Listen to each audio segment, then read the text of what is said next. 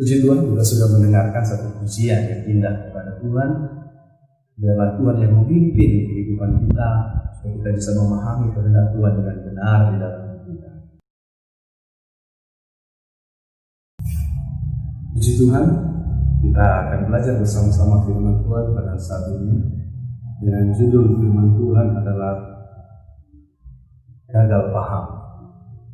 Sangat sederhana sekali, karena kita akan belajar suatu peristiwa yang terjadi sebelum Yesus naik ke surga dalam Kisah pasal yang pertama, ayat yang ke-6 sampai yang ke-8. Ada satu peristiwa di sana tentang murid-murid yang gagal paham. Kita akan lihat bersama-sama firman Tuhan ini. Mari kita baca dalam kitab Kisah pasal yang pertama, ayat 6 sampai ayat ke-8 firman Tuhan. Maka bertanyalah mereka yang berkumpul di situ, Tuhan, maukah Engkau pada masa ini memulihkan kerajaan bagi Israel? Jawabnya, Engkau tidak perlu mengetahui masa dan waktu yang ditetapkan Bapa sendiri untuk kuasanya. Tetapi kamu akan menerima kuasa kalau Kudus turun ke atas kamu, dan kamu akan menjadi saksi di Yerusalem dan di seluruh Yudea dan Samaria dan sampai ke ujung bumi. Yang terjadi di sini kita lihat murid-murid mereka tidak dapat memahami dengan benar. Suatu konsep pemahaman mereka salah tentang apa yang mereka pikirkan, yaitu pemulihan kerajaan bagi Israel. Apa yang dimaksud dengan gagal paham?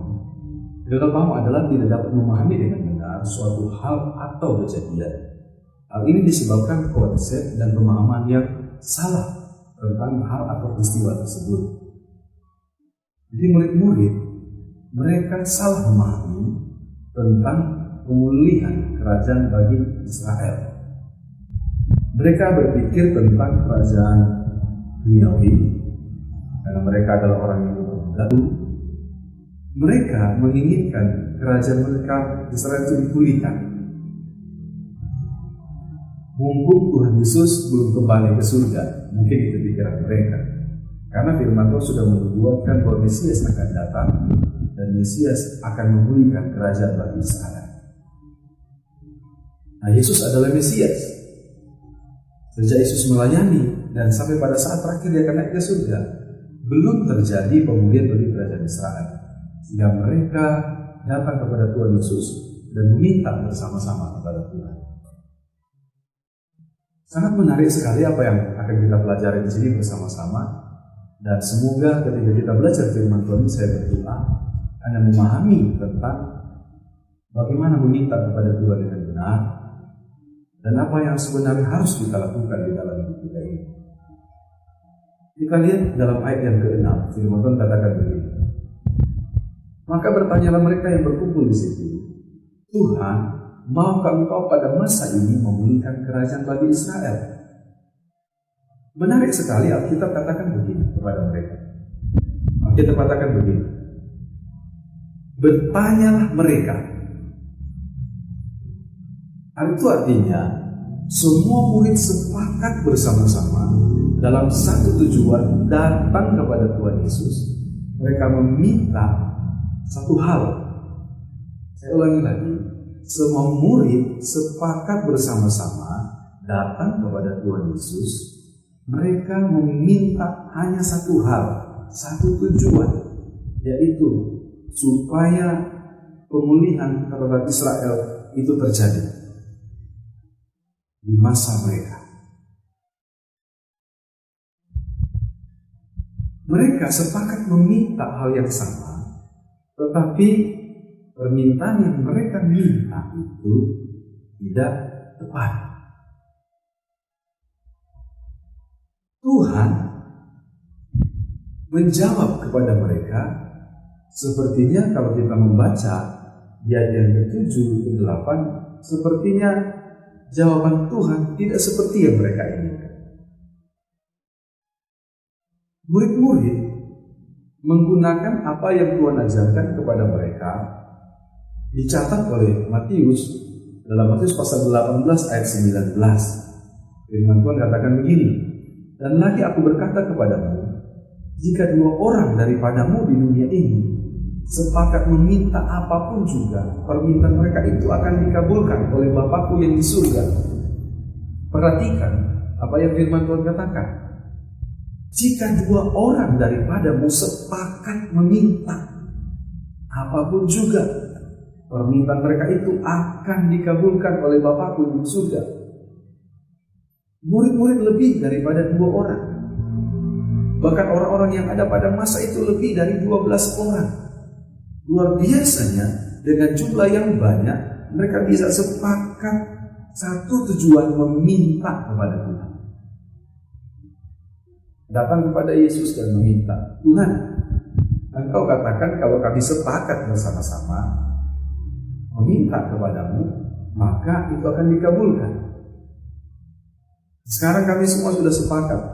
Kita tidak mencatat siapa juru bicaranya, karena kami sudah sepakat. Bersama-sama kami sepakat, dan kami meminta, kiranya Tuhan, pada masa ini, maukah Engkau memulihkan kerajaan bagi Israel? Bukankah Engkau yang mengajarkan itu kepada kami? Kalau kami sepakat meminta, maka itu akan dikabulkan. Nah, di sini pentingnya kita memahami bahwa memahami firman Tuhan itu harus secara utuh.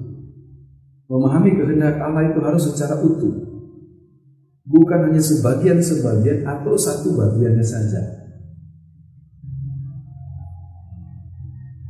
Betul, Tuhan katakan kalau kita sepakat meminta, Tuhan akan memberi. Tetapi mari kita belajar dulu apa yang Alkitab katakan tentang bagaimana sebenarnya harus meminta kepada Tuhan di dalam doa. Karena mungkin ada yang bertanya kepada Tuhan, Tuhan, kami semua sudah sepakat untuk meminta. Kami sekeluarga sudah sepakat untuk berdoa. Tetapi Tuhan, apa yang kami minta kok tidak dapat? Kami lihat jawabannya. Kok sepertinya tidak terjadi apa-apa? Ada satu kejadian, kisah nyata, dalam sebuah KKR yang terjadi di bagian pembangunan rohani di kampung tempat saya melayani. Sebelum ibadah mulai, pada malam itu, hujan turun dengan sangat deras. Lalu semua tim doa panitia berdoa dengan sepakat. Di luar dari tenda itu, mereka berdoa untuk mengusir hujan. Kira-kira apa yang terjadi? Mereka semua basah kuyup. Bukan Tuhan tidak berkuasa mengusir hujan itu, tetapi tidak selalu hujan harus diusir ketika ada ibadah. Justru sebenarnya disinilah kita harus memahami, hujan tidak hujan, ibadah tetap jalan, Tuhan tetap hadir. Tetapi seringkali kita gagal memahami, kita berpikir bahwa semua itu harus seperti yang kita inginkan, tidak seperti yang Tuhan inginkan. Demikian juga murid-murid. Sehingga apa yang Tuhan jawab kepada mereka itu berbeda. Mari kita lihat apa yang kitab Yakobus katakan, Yakobus pasal 4 ayat yang ketiga. Jadi kita akan belajar tentang bagaimana sebenarnya kita harus meminta kepada Tuhan. Firman Tuhan katakan demikian, atau kamu berdoa juga, tetapi kamu tidak menerima apa-apa, karena kamu salah berdoa. Sebab yang kamu minta itu hendak kamu habiskan untuk memuaskan hawa nafsu. Di Yakobus 4 ayat yang kedua bagian akhir dikatakan, kamu tidak menerima apa-apa karena kamu tidak berdoa. Ayat yang ketiga katakan, kamu berdoa juga, tetapi salah berdoa.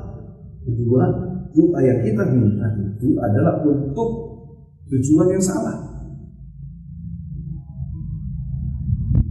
Ini harus kita paham betul. Ada orang yang berdoa tapi dengan cara yang salah, sehingga dia tidak menerima apa-apa. Seolah-olah itu dia bisa mengatur Tuhan. Dia lupa kalau Tuhan itu berdaulat atas segala sesuatu yang terjadi. Bahwa Tuhan mengatur semuanya. Tuhan mengatur semua. Ada juga orang yang berdoa dengan cara yang benar, tetapi tujuan doanya salah. Sehingga kita bilang itu juga termasuk salah berdoa, sehingga dia tidak menerima apa-apa. Di sini kita bisa melihat bahwa murid-murid, apa yang mereka minta, cara mereka meminta sudah ada di jalur yang benar. Cara mereka meminta sudah ada di jalur yang benar. Mereka sepakat bersama-sama. Cara mereka datang meminta juga sudah dengan cara yang benar. Tetapi permintaan mereka itu tidak tepat.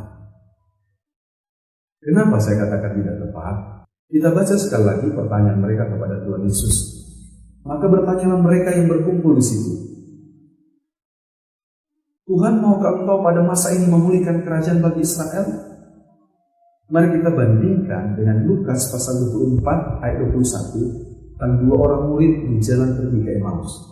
Ketika berjumpa dengan Yesus, ini yang mereka katakan. Ketika Yesus waktu itu mati di kayu salib. Padahal kami dahulu mengharapkan bahwa dialah yang datang untuk membebaskan bangsa Israel. Tetapi sementara itu telah lewat 3 hari sejak semuanya itu terjadi. Jadi murid-murid mengharapkan supaya kerajaan Israel ini bisa pulih kembali. Artinya apa?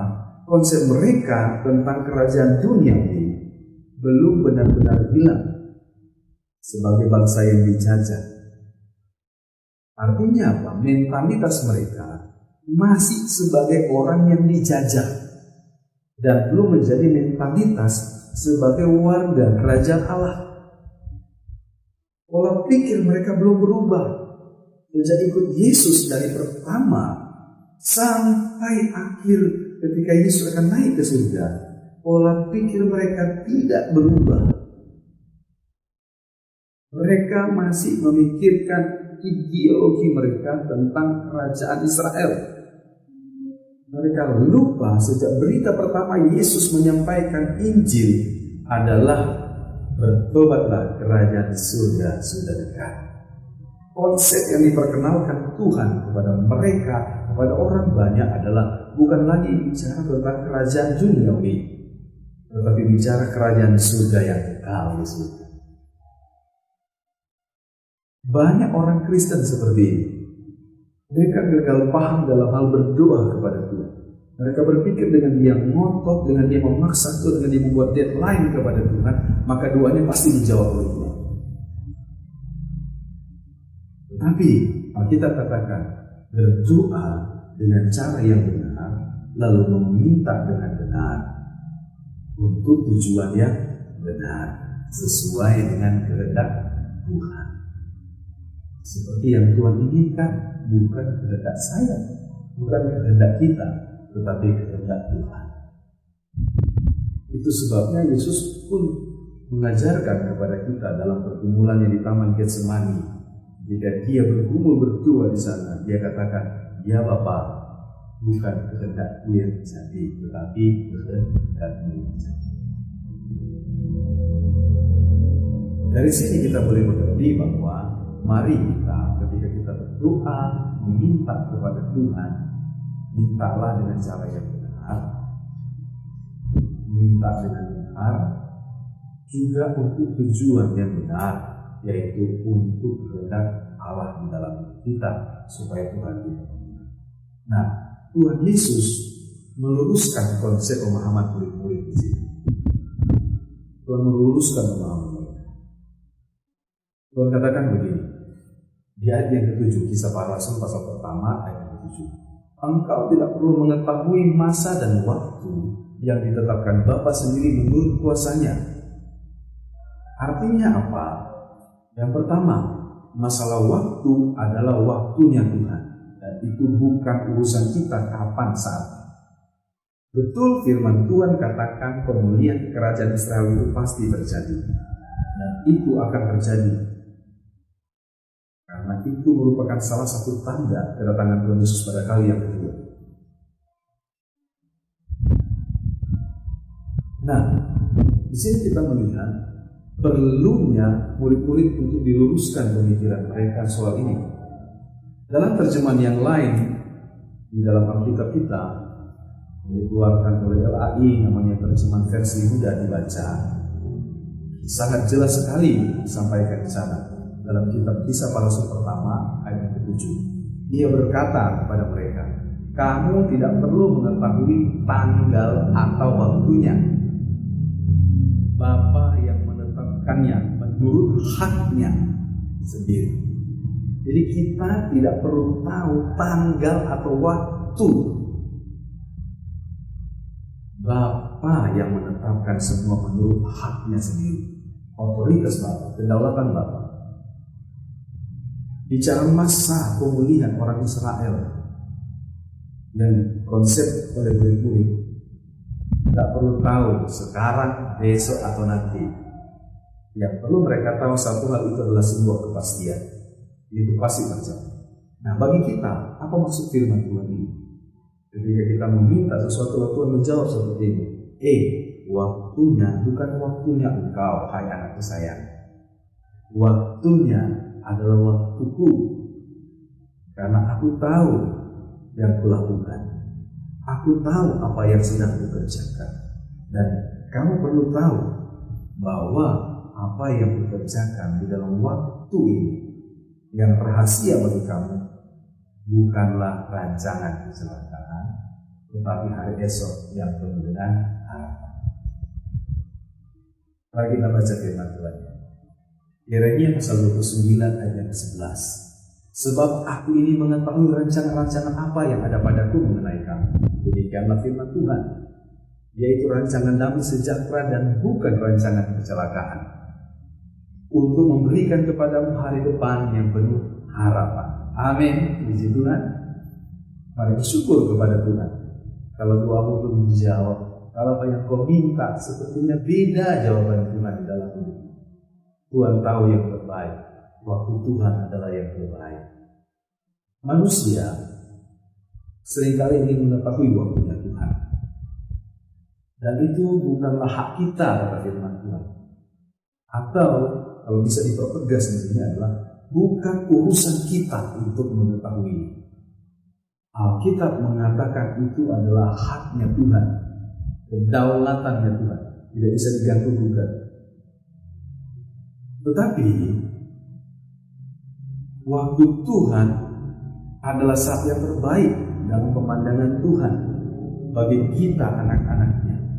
Sebab dalam waktunya Tuhan ini, Tuhan merancangkan bukan yang jahat, tetapi damai sejahtera dan hari esok yang penuh harapan. Oleh karena itu, Yesus tidak menjawab dengan jawaban yang salah dari apa yang diminta oleh murid. Tuhan mempertegas kepada mereka, waktunya itu waktunya Bapa, bukan urusan kalian. Yang kedua, Tuhan meluruskan proses omongan murid adalah begini: lakukan apa yang menjadi tugas dan panggilan Tuhan di dalam hidup kita. Kisah pasal pertama ayat 8 katakan begini, tetapi kamu akan menerima kuasa kalau Roh Kudus turun ke atas kamu, dan kamu akan menjadi saksiku di Yerusalem dan di seluruh Yudea dan Samaria dan sampai ke ujung bumi. Tuhan mengatakan bahwa lakukan tugas dan panggilanmu, pergi beritakanlah Injil kepada seluruh bangsa, jadilah saksi Tuhan. Apa tugas dan panggilan mereka?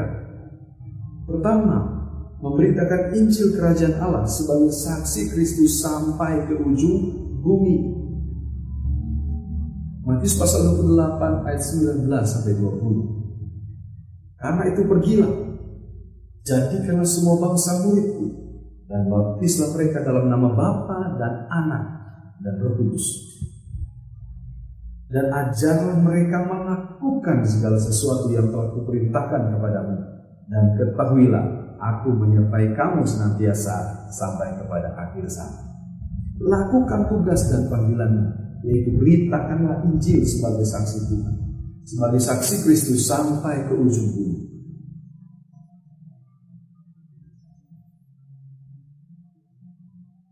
Yang kedua, kamu akan menerima kuasa. Dunamis, yaitu kesanggupan, kemampuan untuk memberitakan Injil dan peneguhan akan pemberitaan Injil itu sendiri oleh tanda-tanda dan mujizat yang dikerjakan melalui Roh Kudus. Jadi murid-murid mereka bukan hanya pergi memberitakan Injil, tapi mereka menerima kesanggupan, kemampuan untuk memberitakan Injil itu. Dan pemberitaan Injil itu akan diteguhkan lewat tanda-tanda dan mukjizat oleh pekerjaan Roh Kudus. Markus pasal 16 ayat 17 sampai 18 katakan demikian. Tanda-tanda ini akan menyertai orang-orang yang percaya. Mereka akan mengusir setan-setan demi namaku. Mereka akan berbicara dalam bahasa-bahasa yang baru bagi mereka. Mereka akan memegang ular dan sekalipun mereka minum racun maut, mereka tidak akan mendapat celaka. Mereka akan meletakkan tangannya atas orang sakit dan orang itu akan sembuh. Ketika mereka memberitakan Injil, mereka punya kesanggupan untuk menyampaikan kebenaran secara utuh. Dan kebenaran yang disampaikan itu akan dibela oleh Tuhan, akan diteguhkan oleh Tuhan oleh kuasa Roh Kudus dengan tanda-tanda dan mujizat-mujizat. Ini luar biasa sekali. Kalau orang mau memberitakan Injil Tuhan, sampaikan Injil Tuhan, maka ada kuasa mujizat-mujizat. Dunia hari ini sedang berubah dari dunia analog menuju kepada dunia digital. Gereja harus siap.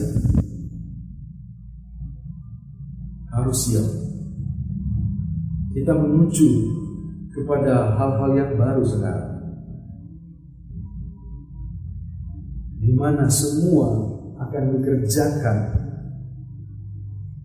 dengan cara-cara yang baru,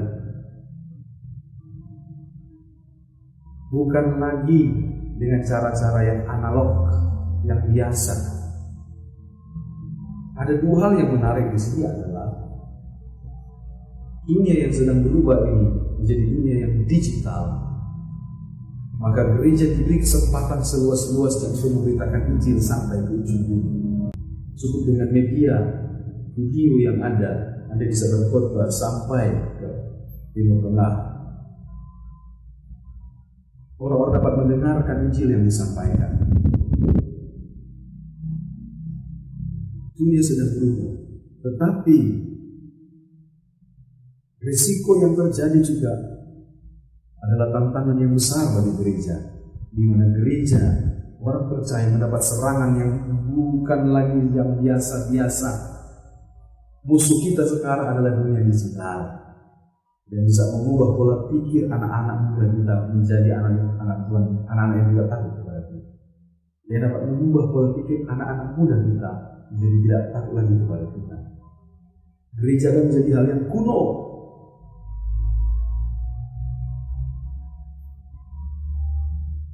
Ini yang sedang terjadi hari-hari ini. Tetapi jangan takut, ini juga kesempatan bagi kita untuk melayani Tuhan dengan luar biasa. Tidak ada lagi sekat tembok pemisah. Orang dapat menerima Yesus meskipun dia hanya seorang diri. Mari kita bersiap untuk melayani Tuhan. Beritakan Injil sampai ke ujung bumi. Penyertaan Tuhan, kuasa Tuhan dinyatakan. Tuhan bela dengan kuasa Roh Kudusnya. Tanda-tanda mujizat pasti terjadi.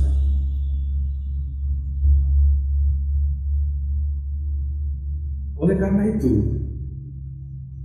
supaya kita dapat melakukan tugas dan panggilan kita, maka Roh Kudus diberikan oleh Tuhan. Supaya kita dapat menjadi saksi Tuhan, maka Roh Kudus pribadi Allah itu diberikan sebagai companion, penolong, kawan yang menyertai kita, penghibur yang menguatkan diri kita. Dia pribadi yang akan mengajari kita hidup di dalam kebenaran, melakukan kebenaran. Dia pribadi yang akan menginsafkan setiap orang akan dosa-dosa. Dan di sini Tuhan katakan, kamu akan terima kuasa itu, kesanggupan, kemampuan beritakan Injil itu, kesanggupan, kemampuan untuk menyampaikan kebenaran yang diteguhkan dengan kuasa dan mujizat-mujizat. Melalui apa? Kalau kita terima Roh Kudus.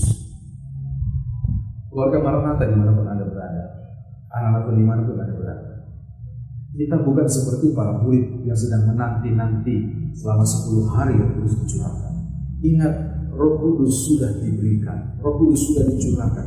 Dia ada di dalam gereja, Dia ada di tengah-tengah kita, Dia ada di setiap doa penyembahan kita kepada Tuhan. Mintalah, maka Dia akan hadir di dalam hidup kita. Karena jelas Roh Kudus sudah dicurahkan, Roh Kudus sudah diberikan. Dia menantikan orang-orang yang lapar haus akan Dia, orang-orang yang rindu dipenuhi hidupnya oleh Roh Kudus. Orang-orang yang mau hidupnya dipimpin berjalan ke dalam seluruh kebenaran. Orang-orang yang mau dipakai oleh Tuhan sebagai alat bagi kerajaan Allah, menjadi saksi-saksinya Tuhan. Roh Kudus diberikan supaya kita dapat melakukan tugas dan panggilan kita sebagai saksi Tuhan. Roh Kudus memberikan kepada kita kesanggupan untuk menjadi saksi bagi Tuhan lewat apa Bapak Ibu, saudara-saudara semuanya, anak-anak Tuhan dimanapun Anda berada, lewat kesaksian kehidupan kita. Yaitu, pertama, kehidupan sehari-hari kita sebagai pengikut Tuhan dapat menjadi berkat. Orang melihat, orang menilai seperti apa hidup kita, anak-anak Tuhan. Dan biarlah hidup kita ini boleh menjadi berkat kepada setiap orang, sehingga mereka tertarik untuk belajar, tertarik untuk mengenal, tertarik untuk percaya dan memberi hidupnya pada akhirnya kepada Yesus Tuhan Kristus. Lalu yang kedua, Roh Kudus memberikan kepada kita kerelaan untuk siap menderita sebagai saksi Tuhan. Menjadi orang Kristen adalah panggilan hidup kita, bukan hanya diselamatkan, kata firman Tuhan. Sebab kamu dipanggil bukan hanya untuk diselamatkan, tetapi juga untuk menderita bersama dengan Tuhan. Lewat apa? Menderita, memberitakan Injil. Anda harus siap menderita karena Injil. Kalau Anda tidak pergi memberitakan Injil, Anda harus siap menyokong pemberitaan Injil itu dengan doamu, dengan danamu, dengan air matamu. Topanglah gerejamu untuk dapat memberitakan Injil lewat apa yang bisa kau berikan, kau lakukan lewat dana, keuangan, dan doamu. Harus mau menderita. Jemaat yang mau gerejanya bertumbuh, gerejanya berkembang adalah jemaat yang rela menderita bagi gereja itu sendiri. Jemaat yang rela berkorban bagi gereja itu sendiri. Dan ingat, itu kesanggupan diberikan oleh Roh Kudus sebagai orang-orang yang dipimpin. Lalu yang ketiga, Roh Kudus memberikan kepada kita tidak takut untuk memberitakan Injil sekalipun harus kehilangan nyawa bagi Tuhan. Itulah martir. Dia menjaga, dia memegang, dia tidak melepaskan kesaksian hidupnya, kebenaran yang dia miliki sampai pada nafasnya yang terakhir. Dia rela memberitakan Injil sekalipun harus mengorbankan nyawanya. Mari, jangan kita gagal paham. Menjadi Kristen, jangan kita jadi gagal paham. Murid-murid gagal paham kepada Tuhan karena mereka punya konsep yang salah tentang kerajaan dunia. Mereka berpikir Yesus atau Mesias harus memulihkan kerajaan duniawi. Tetapi Tuhan meluruskan konsep mereka bahwa soal pemulihan bagi Israel itu bukan urusan mereka, itu waktunya Tuhan. Sehingga Tuhan katakan, lakukan apa yang menjadi tugas dan panggilan. Kamu akan menerima kuasa kalau terus turun ke atas kamu. Kita harus melakukan tugas dan panggilan kita untuk memberitakan Injil sampai ke ujung dunia, untuk menjadi saksinya Tuhan lewat kehidupan kita, kerelaan kita untuk menderita bagi Tuhan dan siap berkorban sekalipun harus kehilangan nyawa memberitakan Injil. Untuk apa? Bukan membangun kerajaan duniawi, tapi membangun kerajaan surga di dunia ini, supaya semakin banyak orang diselamatkan, banyak orang percaya kepada Tuhan Yesus sebagai Tuhan dan Juru Selamat. Mari, berilah hidupmu kepada Tuhan. Terimalah Roh Kudus pada saat ini.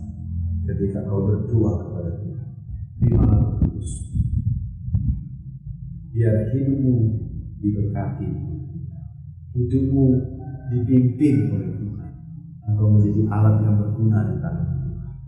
Kalau kau sudah berdoa dan jawab doa Tuhan itu lain daripada yang kau inginkan, terimalah dengan ucapan syukur, berarti itu yang Tuhan inginkan di dalam hidup. Kalau kau sudah berdoa belum dijawab oleh Tuhan, coba perhatikan bagaimana caramu kau meminta kepada Tuhan. Apakah sudah dengan cara yang benar dan dengan tujuan yang benar? Pahami kehendak Allah dalam hidup, supaya kau tidak gagal paham. Ingat, kuasa diberikan kepada kita bukan untuk show off, bukan untuk pamer, bukan hanya untuk menunjukkan kepada dunia ini, tetapi itu diberikan kepada kita supaya kita menjadi saksinya Tuhan, saksi yang benar, saksinya Tuhan. Jadi berkat bagi banyak orang, memberkati kita semua. Dalam firman Tuhan ini membuka pemahaman kita untuk kita mengerti kebenaran. Mari kita akan berdoa bersama-sama dengan Tuhan.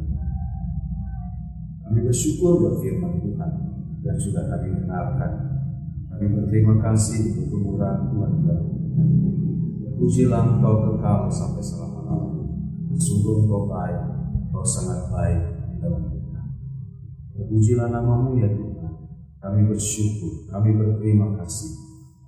Biarlah Tuhan membuat pikiran kami mengerti akan kehendak-Mu di dalam kita, sehingga kami tahu apa yang harus kami lakukan. Kami mengerti kehendak Allah di dalam hidup kami supaya kami hidup di dalam. Hamba berdoa, kami berdoa bersama-sama. Roh Kudus tinggal di dalam hidup kami. Pimpin kami, mampukan kami untuk melakukan tugas dan panggilan kami, menjadi saksi Tuhan, menyampaikan Injil Tuhan kepada banyak orang. Setiap orang yang mendengarkan pemberitaan firman Tuhan ini diberkati oleh Tuhan, dikuatkan, dihiburkan, diselamatkan.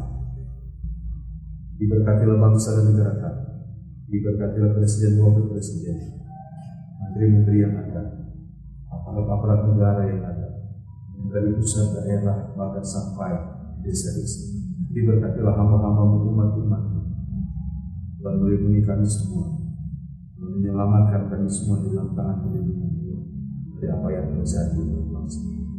Terpujilah Engkau Tuhan bersama kami. Kami mengucap syukur kepada Tuhan.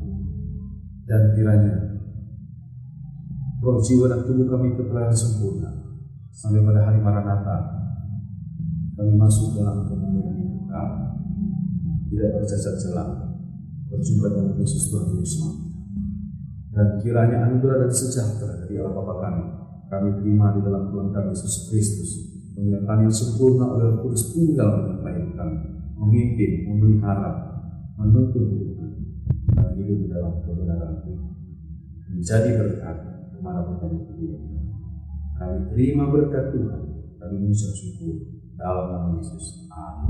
Puji Tuhan dan memberkati kita semuanya. Shalom, tetap sehat, tetap semangat, tetap ada di dalam pimpinan.